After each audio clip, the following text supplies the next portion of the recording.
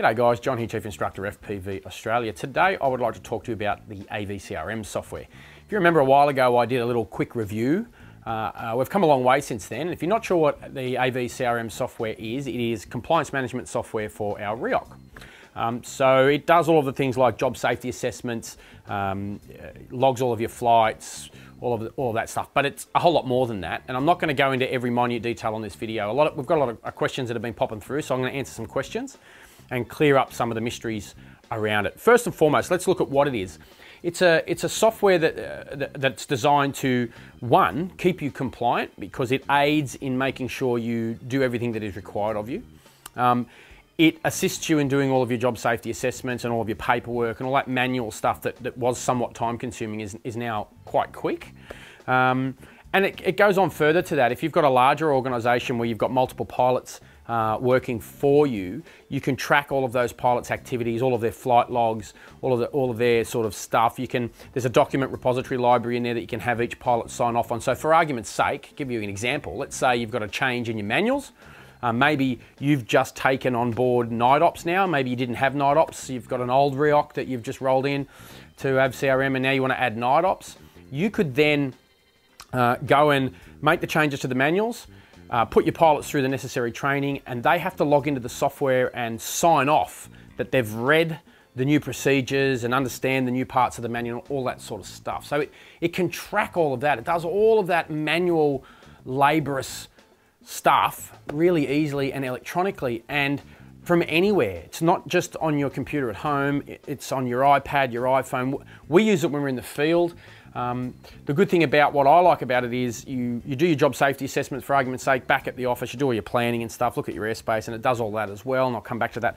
And then you go out into the field, fire up the job, go to start the job, and it will present you with your pre-flight checklists for the particular aircraft you've picked for that job.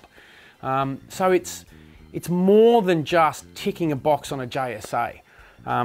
So I've got some questions and I'd like to answer some of them. So let's, first and foremost, Steve asked, we had these up on Facebook and some people asked some questions and I'll answer them for you. Steve asks, is it necessary to log every battery for every flight? The answer is no. So batteries under the current ReOC arrangement are on condition, meaning basically if it feels good and looks good, then it is good.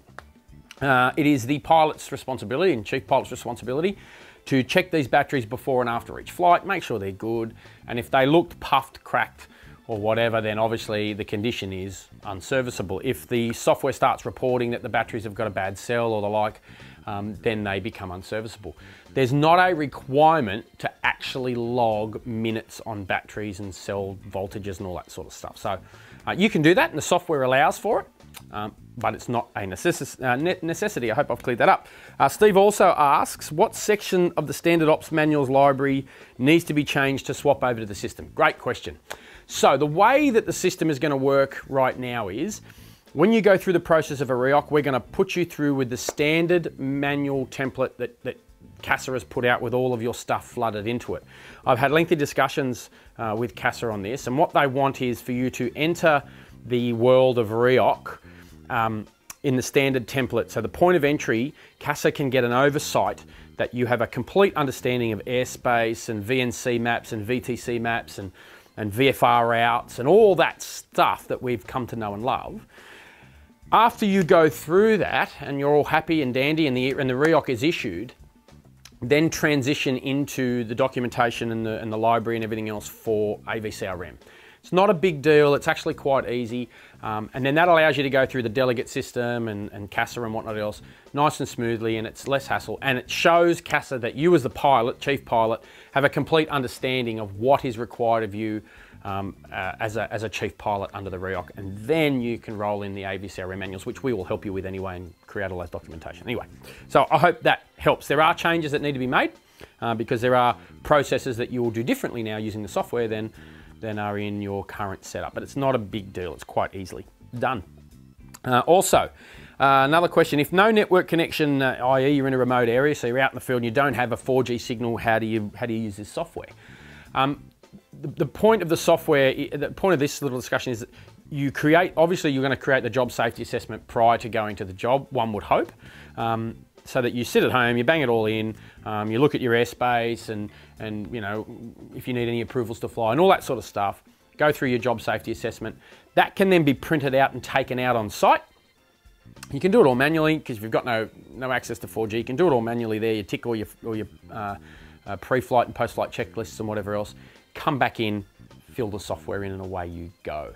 I guess if you are one that's going to be going out and doing a job safety assessment on site, then I guess you've got further problems, not just with the AVCRM software, but if you're looking for live information about airspace, maybe you're in a military zone that comes on and off, you're not going to get access to that because you've got no way of seeing if it's currently active or not. You'd have to make phone calls. So it's more complex than just whether you can get to the software or not. So I hope that helps that up. Doc's asked a question, is AVCRM backed up? Yes, of course it is. It's in the cloud. With multiple redundancy. So I've spoken to AVCRM about this. The data is well secured. It is heavily encrypted and it is safe and secure and backed up. So all good there. Doc also asks, can you export? Yes, you can. You can export to CSV and PDF if you need anything out. So things like CASA audit time, when they pop up and say, hey, we want information on certain jobs and whatnot else, you can just go and hit the export button and export it all out and then email it to whoever it's got to go to. And the PDF that it spits out is actually quite detailed. It's a full rundown. It gives you visual representations of oversight and airspace and all sorts of stuff. So pretty good there. Can we import or change it to match our current paperwork? Yes, of course. How configurable is it? Yes, of course. So pretty much anything in AVCRM is configurable to the pilot. So for argument's sake, job safety assessments. You might not like the standard job safety assessment, and you don't actually have to adhere to that standard one. You need to consider a whole bunch of stuff in your JSA, and as chief pilot, you do that just how you see fit. So you can go in and configure your JSA to meet your specific requirements, and it's up to you, the chief pilot, to make sure you're doing everything properly. Same with post-flight and pre-flight checklists. If you've got specific aircraft and you've got specific checklists and the way you want to do things, you just go and change it. No problem there at all. You can put training syllabus in for your pilots. You can do all sorts of stuff in the software. It's quite malleable, if you like, for the chief pilot to make whatever changes he wants to make. So yes, very configurable. How much does it cost to run? It's an annual subscription. Currently, we give all of our pilots and students a discount. So send us an email for that. I think, at the top of my head, it's about $3.95 per year. And I just want to make some additions to what you get. So you get the software and all of the bells and whistles that come with it. And what are they? Plugs directly into NAIPS for a start. So NAIPS, if you're looking for NOTAM information, weather information, all that sort of stuff, straight out of the app. Put your NAIPS login into the app and it'll go away and grab data for you when you need it. It has weather information as well in that same sort of context where it'll give you actual weather information, not just the NAIPS TAFs and METARs and whatnot else, but weather out of the bureau, which is really handy. So that'll all plug straight in. You also get Airspace, and this is really cool. So I want to break this down into a couple of segments. So Airspace is just that, first and foremost. It'll show you where, what airspace you're in. For instance, if you land yourself in a military zone, it's going to tell you all that sort of stuff. It'll also pull the airspace data, very similar to the Can I Fly There app. So it'll show you where the helipads are, it'll show you where the controlled tower, the controlled airports are and little airports are and all that sort of stuff as well. It's also plugged into the bushfire system now, so it'll show you where there's active bushfires around. You can filter this on and off, so you can actually turn on and off how much noise you want to appear on the airspace calculator. So you know, if you don't want to know about bushfires, or you do, and then you just want to look at a holistic approach and just turn them all off for a minute, you can do that too. If you put that your job requires you to go above 500 feet, so let's, for argument's sake, I don't know, it's a big tall building or something, or a tower of somewhere out there, and your radio tower, and you're inspecting, and the top of the tower is 520 feet up. If you plug that into the software, it's going to give you a warning that you're going to need approval to do this job. So there's all these little catches that'll save you. What I love about this software, and you know, obviously I have a commercial interest in this software because I resell it, but I wouldn't resell it if I didn't use it. I use it. This FPV Australia uses AVCRM. What I like about it is a couple of levels. One, if you see something that you think could be done better, or you go, I'd really like this option, the guys at AVCRM are pretty approachable. When we first started using the software, there was a sort of a hurdle for us, and we use multiple aircraft, obviously, when we're training. So I pinged the guys at AVCRM and I said, hey, listen, we use multiple aircraft, but the software only allows me to pick one. Well, it wasn't very long at all. My wish was granted, and now there's the ability to pick as many aircraft as you see fit on your job, which is really cool. The other one someone asked for was payload. We want to select different payloads. So we've got 30 different cameras or 15 different cameras, and we want to know who's got them where and how and what job. And when you book a job and you book an aircraft onto the job, no one else can pick that aircraft. And so there were organisations that were finding, Bill was picking an aircraft and a camera. He wanted to pick a camera. The software didn't allow for it. So when he went to go and get the craft that day, the craft was there, but the camera that he wanted was already out with someone else, but there was no way of tracking that. So lo and behold, AVCRM have now added the payload section where you can select cameras and they get locked out and it's all trackable. It has all the maintenance stuff in there as well, so you can do all your maintenance and take craft in and out of service and all that sort of stuff. And it's forever evolving. As things changed and as regulation changes and new things happen, the software is keeping up, which is really cool. So it's not locked into any specific set of circumstances. It's forever being evolved. The guys that run the software are aviators from aviation background, and they also have other software within the aviation industry. So this is not just drone dudes creating drone related software. It's coming from the aviation background, which is really cool.